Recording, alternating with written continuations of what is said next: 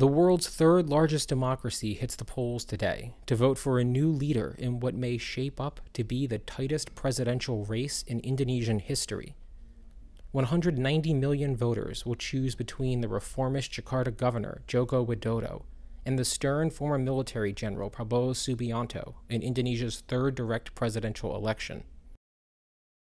It caps the end of a fierce 2-month-long campaign season, with most polls placing the race as too close to call. Joko took an early lead in the race, only to stumble on the campaign trail amid poor planning and an onslaught of smear campaigns attacking his ethnicity, religion, and closeness with Megawati Sukarno Putri, the enigmatic daughter of ousted dictator and independence figure Sukarno and the head of the country's largest opposition party, the Indonesian Democratic Party of Struggle, PDIP. While Joko shined in televised debates, he shrank amid widespread allegations that he was merely a puppet for Megawati and her now powerful political machine, the PDIP. He's still seen as the nation's cleanest and most reform-minded candidate, with a clear history of involving himself in the nitty-gritty of the nation's slogging and often graft-hampered bureaucracy. But years of President Susilo Bambang Yudhoyono's soft touch have left many voters yearning for a president with a firmer grip. Enter Prabowo, an ousted military general who has posited himself as the answer to disillusionment with SBY's ineffectual leadership. Prabowo has promised Indonesian voters to be firm in all the ways SBY isn't. He commands a relatively new political party, free from the stain of corruption, and takes to the mic with a concentrated intensity not seen in Indonesian politics since Sukarno's halcyon days in power. But his checkered human rights record have some questioning exactly how tegas Prabowo plans to be. Prabowo was implicated in a brutal military campaign in East Timor and the disappearance of pro-democracy activists in Jakarta in 1998. He dismisses the claims as mere allegations, a rebuttal most of his military superiors have now called a lie. Prabowo's human rights record is further complicated by a growing list of evidence that he wants to roll back on more than a decade of democratic reform. The millionaire says Indonesia's direct elections are too costly and ill-suited to the nation's character. He wants to return to the 1945 Constitution, a document that allowed two dictators, Sukarno and Suharto, to exert 5 decades of control over the archipelago.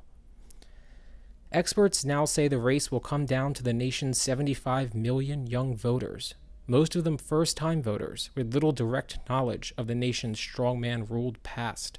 Their support is split between the two candidates, thanks in part to a well-polished campaign run by Prabowo's team and a moderately successful attempt to recast decades of strongman rule as a graft-free period of stability and ascendance.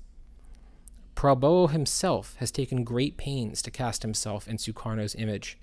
He wears Sukarno's iconic peci and rails into antique microphones against the foreign businessmen and corrupt officials he says are keeping Indonesians poor.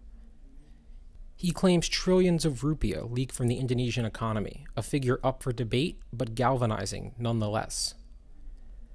Voters will cast their ballots at some 478,000 polling stations, spread over 17,000 islands spanning a distance roughly as wide as the United States. It's a Herculean task, and one that employs millions of polling workers, as well as a small army of observers, police, and military personnel to pull off. The nation's General Elections Commission, the KPU, will spend 7.9 trillion rupiah in a single day to make all of this happen. While the ballots will be collected by the end of the day, it will still take a month to tally the results. The nation instead will rely on the estimates of dozens of privately contracted pollsters. These quick count results serve as the unofficial result of the election. But in a race as tight as this one, a few points could make all the difference. Without a clear win from either candidate, the nation could be left guessing for as long as a month.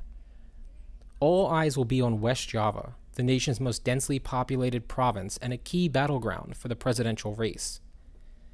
The island of Java itself is home to 58% of the nation's 240 million people.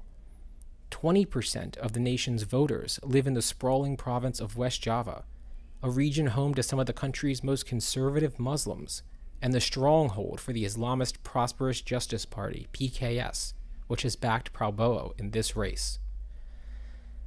For many, this race is being cast as a fight for the future of the nation, and in many respects it is. By the end of the day, we will see if Indonesia's voters want to move forward with the nation's often ailing reform, or reverse course to an updated version of the nation's not-too-distant past.